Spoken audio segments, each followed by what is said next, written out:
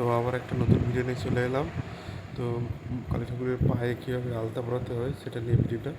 তো প্রথমে দেখো, নখের উপর রং দিয়ে দিচ্ছি রেড কালার, এভাবে দিতে হয় এবং নখের আঙুলের মাঝখানে রেড কালার দিয়ে দাগ দিয়ে দিয়েছি এবং পরে সেটা পাশটাতে রেড কালার দিয়ে দাগ দিতে হবে একটু মোটা করে। তো এইভাবে আলতা পরাতে হয়। তারপর দেখো বাংছালে রঙ করছি, বাংছালটা চিতাবাঘের যে ছাপ হয় সেই ছাপ দিয়ে কালো রঙ দিয়ে করেছি। এদিকে দেখো শাড়ি পরানো হচ্ছে। শাড়ি পরানোর সময় প্রথমে ওখানে পিন মেরে এই পাশে খাঁচতে হয় ভালো করে।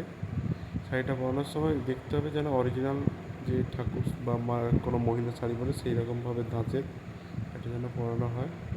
তো ভালোভাবে পিন মেরে আটকাতে হয় শাড়িটাকে, নাহলে প্রবলেম হয়ে পড়ে। তো দেখো এই পাশটাতে সেই একই রকম পদ্ধতিতে শাড়ি পরিয়ে যাচ্ছি পরপর স্টেপ বাই স্টেপ করে। এরপরও পায়ের পাশের সাইডটাতে শাড়িটা লাগানো হবে।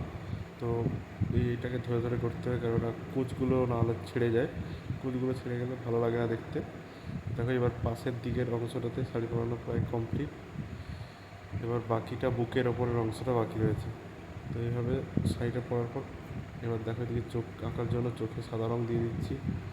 এই চোখে সাদা রঙ দেওয়ার পর জিভটা দিয়ে দিচ্ছি, জিভটাকে সাদা রঙ দিতে হয় ভালো করে, নাহলে কালারটা চেপে যায়। তো এদিকে দেখো চোখ আঁকার জন্য চোখে আইবলগুলো করছি, বাকি কাজগুলো ভিডিও তোলা হয়নি, টাইম হয়নি বলে। তো চোখে আইবলগুলোই করা হচ্ছে, সেই ভিডিওটাই তোলা ছিল।